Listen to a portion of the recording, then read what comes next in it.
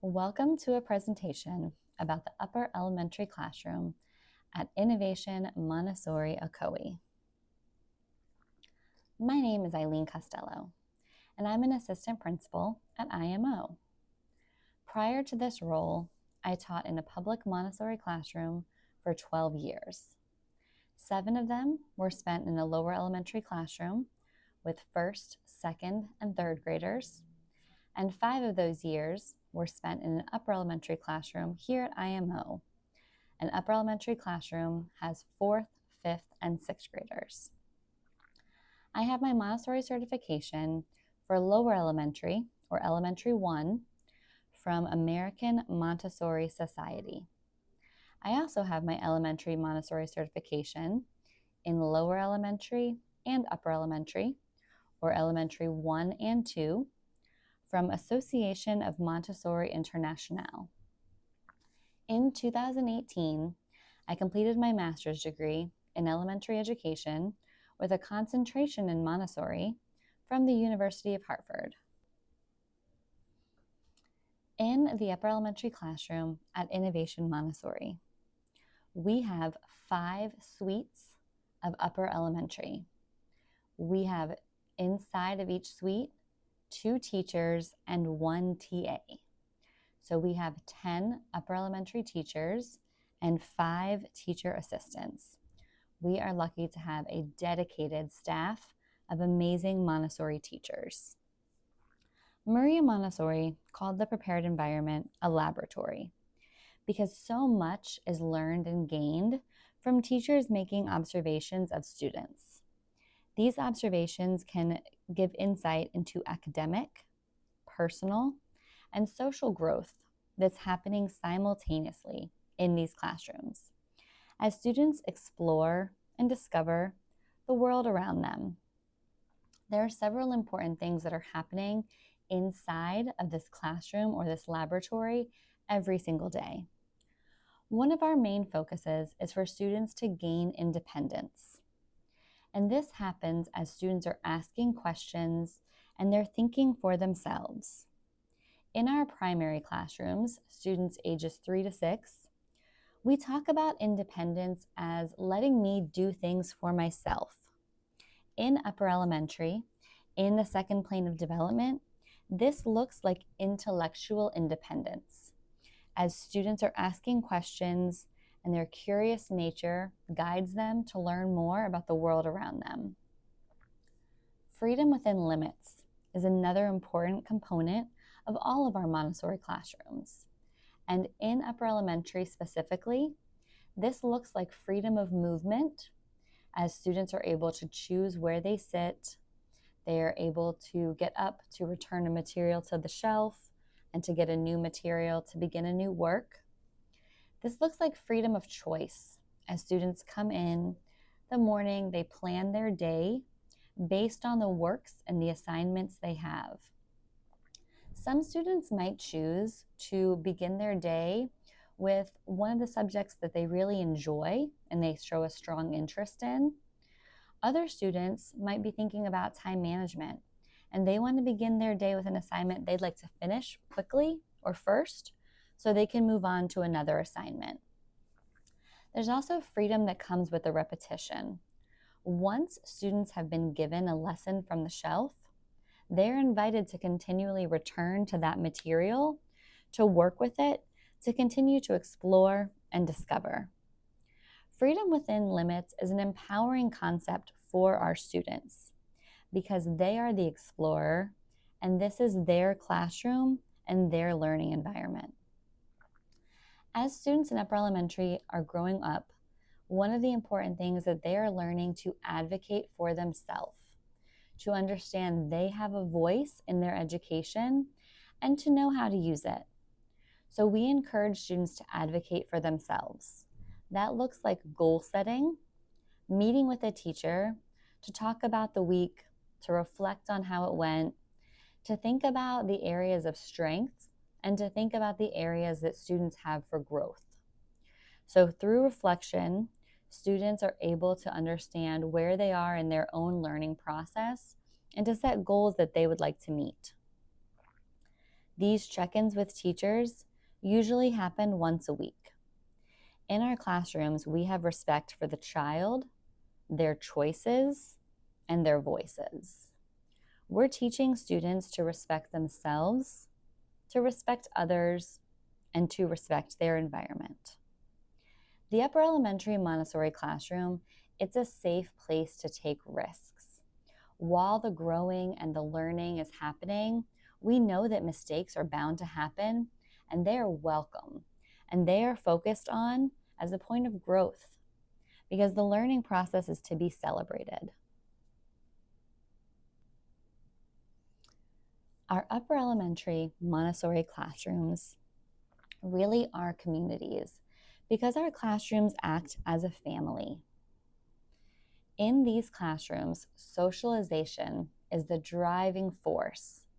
The students want to interact with each other, and they're learning how to navigate the ever-changing dynamics that come with being in 4th, 5th, and 6th grade. In these classrooms, the social and emotional growth is guided through class meetings, games, and grace and courtesy lessons. Students are learning to deal with the emotions that they have and to navigate their relationships with their peers and with their teachers. Collaboration is also an essential element to the Montessori classroom. I know as a teacher, when I completed a lesson and I was giving the follow-up work, the number one question that I would get asked was if the students were allowed to collaborate or if they were allowed to work together on an assignment. So collaboration is a natural part of these classrooms as students are working together and peer support is naturally occurring.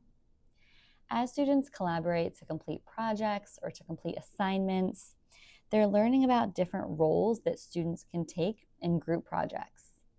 You might have someone who really enjoys being the illustrator, and they might work on all the diagrams or the drawings for a project, while another student might really enjoy using research tools in the classroom, and that's the role that they can take on. With our mixed age groupings of 4th, 5th, and 6th grade students working in the same classroom, this allows for students to learn from each other and to teach each other. So as ideas expand, the shared knowledge within the classroom grows. Exploration is also a common theme in our upper elementary classrooms. This is happening as students are asking questions to their teachers and to each other. Research is happening using our encyclopedias, using our technological resources. Students are learning to synthesize information and to either write or create something that they can then share that information with their classmates. And of course, discovery. This creates a classroom environment based on curiosity and lifelong learning. Peace education and restorative justice. Montessori said that peace education was the greatest work that she had done in her lifetime. At IMO, we have a specific peace curriculum that we follow. We have identified essential parts of peace that are practiced in our classrooms every day. We have an acrostic for them. P is problem solving, E is enjoyment, A is acceptance, C is caring, and E is effort. These parts of peace are talked about and they are part of the classroom every day, and they guide how students and teachers interact with each other. Every classroom kind of makes the peace education process unique to their individual classroom. You can see in one of the pictures here, I was in a classroom where students took it upon themselves to create peace bracelets. And in the morning during our class meeting, the peace bracelets were given out by the students who led morning meeting. And then throughout the morning, throughout the work cycle, they were passed around as students saw others practicing these parts of peace. In all of our classrooms, we have weekly peace ceremonies. This is a time when the whole group gathers in a circle and students and teachers can acknowledge each other for practicing parts of peace. Students may have enjoyed playing with each other on the playground, and they might give a pink bead and place that on our bead chain. Students might also have seen someone who really took a long time on a work, really showed a lot of effort and perseverance, and they can acknowledge that student by placing an orange bead on the bead chain. So the bead chain is continually growing, and it's a visual representation of the practice of peace. The other picture that you see here with the graph, this is an upper elementary classroom that took the beads from one peace ceremony and made a graph. From this, you can see that caring and effort were practiced quite frequently in their classroom, while acceptance wasn't identified as much. This leads the classroom to have a discussion about what acceptance might look like in an upper elementary classroom, what it might sound like, and how it might be practiced. We encourage our families to also use the same vocabulary at home as they notice their child has practiced acceptance or problem solving in different situations. We know in our classroom communities, as we're learning and working and growing together, that conflict is natural and it's bound to arise. Restorative justice is a method we use to handle these conflicts that might arise and to engage in problem solving with a student. Using restorative justice, we have structured conversations around how our words and actions impact others. There's always a focus on repairing any harm that was done. So we have a set of questions to guide these conversations. And in these questions, what happened, what we've been thinking about since the situation occurred, what needs to be done. So everyone's able to share what they need based on the certain situation. And then agreements are made to move forward in a collaborative, peaceful way.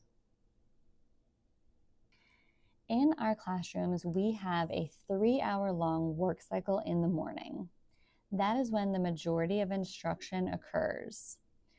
Teachers will give small group lessons to 4th graders, to 5th graders, and then to 6th graders. We also have an open lesson policy, so all students are welcome to attend any lessons based on being very interested in a topic or feeling like they need a little bit of a refresher on the skill that's being taught. Our instruction consists around all subject areas. In literacy, we use junior grade books and novels to enhance reading skills and to foster literacy discussions. Science and culture begins with our great lessons, and then all of our science areas are open to explore through key lessons that teachers are delivering. During these lessons, students are making connections between the past and the present while observing and learning about the natural world around them.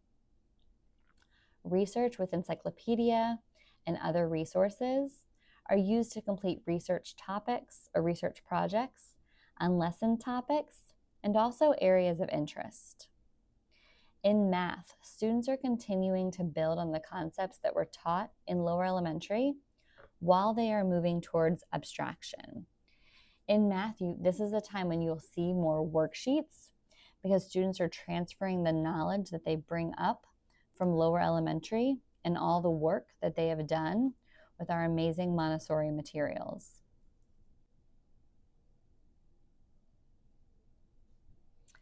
Big projects are another important part of our upper elementary classrooms. These are happening throughout the year. There's usually one big project per quarter, and they focus around our science and our culture topics. So students in the second plane of development with the large imaginative mind and the curiosity for the world around them, they're ready for the challenge of big work. They want to learn about everything that's happened in the past. They want to imagine what could be in the present. And big projects help students to learn to organize information and to present it to their classmates. These research projects give students the freedom of choice, as they're able to choose their topic within given parameters. For example, if it's a historical timeline and they are choosing a person, they might be given a range of dates in which they get to choose a person. Or if they are learning about a country, there may be a certain part of the world and they're able to choose a country to study. After students have chosen their topic, they are allowed to work independently or collaboratively to research and collect all necessary information. So with teachers' guidance, students are thinking about what questions they want to research, where they can find this information. And the final step is a presentation, which may be an essay, a 5-paragraph essay. So students are learning about writing an introduction with a hook. They're learning about writing a conclusion. In their body paragraph, they're including transitions and details. It could be a speech, so students are practicing public speaking. There could be a trifold, like the picture that you see here, or students making a demonstration. They could look like a video, or it could look like a clay model. These projects allow students to practice public speaking, time management, and other important executive functioning skills.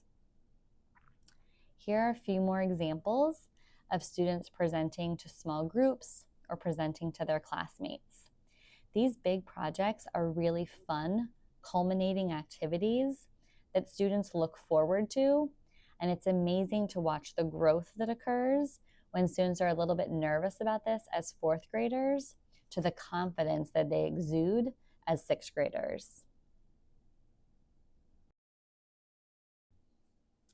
Here at IMO, we love alliteration, and Wondrous Wednesday is one of the hallmarks of our upper elementary program. Wondrous Wednesday began when we were still at our Plant Street location, and we were able to have a local author come in and work with a small group of students to create books and stories. This allowed us to think about the plethora of community members and families we have that have rich hobbies, interests, careers, and we thought about how they could come in and share these passions with students to really go beyond the curriculum. So Wondrous Wednesday was created based on student interest, and it's continued to expand throughout the years. On a Wednesday for an hour or two, parents and community members are invited to come in and lead small workshops based on their careers or hobbies. Some topics that students have enjoyed in the past are bonsai, coding, stop motion, video production, and French. I know the students really enjoy this time when they're able to learn about a unique topic and something that we wouldn't necessarily teach during the lesson. On the next slide, you can see some more pictures from a recent Wondrous Wednesday. On the left, we have a parent that's leading students in a dissection activity. And on the right, we have food preparation that our students are participating in. Upper elementary students have an ever-expanding world. Their curiosity allows them to think and explore beyond just the classroom setting. So our staff works very hard to create meaningful learning opportunities for students in the form of field trips. We are lucky enough to have a wonderful relationship with the Oakland Nature Preserve in Oakland, Florida. Each year, our classes visit 4 times throughout the year. The 4th and 5th grade lessons rotate, so students are never getting the same lesson when they go to the preserve. The 4th and 5th grade lessons focus on weathering and erosion, animal and plant adaptations, animal and plant classifications, the water cycle, and the rock cycle.